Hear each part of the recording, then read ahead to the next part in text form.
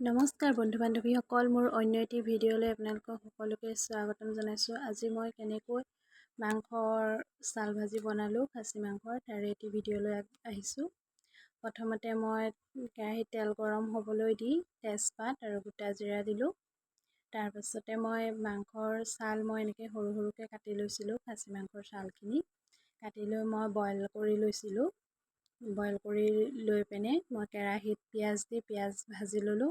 তাৰপাছত মাংসখিনি মই দিলোঁ। মাংসৰ ছাল ভাজিখিনি দি লৈ পিনে মই অলপ ধুনীয়াকৈ ভাজিছোঁ। ভাজি লৈ পিনে মই সৰু সৰুকৈ আলু কাটি লৈছিলোঁ আৰু এই কাটি ৰখা মই আলুখিনি দি দিছোঁ।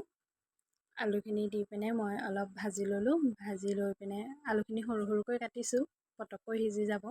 আৰু ভাজি লৈ পিনে মই ইয়াত নিমখ হালধি এড কৰি দিম। এয়া মই নিমখ দিলোঁ আৰু এয়া হালধি এড কৰি দিলোঁ। আৰু মই ইয়াত দিবলৈ মছলা পিচি লৈছিলোঁ। আদা, নহৰু, পিঁয়াজ, ধনিয়া, জিৰা একেলগে মই মিক্স কৰি মই পিচি লৈছিলোঁ মছলা। মাংসত যি যি ব্যৱহাৰ কৰা হয় মই সেইখিনি মছলাই পিচি লৈছিলোঁ। এয়া মই পিচি লোৱা মছলাখিনি মই দিলোঁ। পিচি লোৱা মছলাখিনি দি পিনে ভালদৰে মই ভাজি ল'ম। আৰু মই ছালখিনি বইল কৰি লৈছিলোঁ আৰু বইল কৰি লোৱা পানীখিনি মই পেলাই দিয়া নাছিলোঁ, যিহেতু এইখিনি অলপ আলুখিনি সিজিবলৈ, মাংসখিনিও সিজি গৈছিলে, কিন্তু হ'লেও মছলাত অলপ পানী দিব লাগে। সেইকাৰণে মই বইল কৰি থোৱা পানীখিনি মই পেলাই দিয়া নাছিলোঁ, এইখিনি থৈ দিছিলোঁ। আৰু এই বইল কৰা পানীখিনি মই অলপ দি দিলোঁ।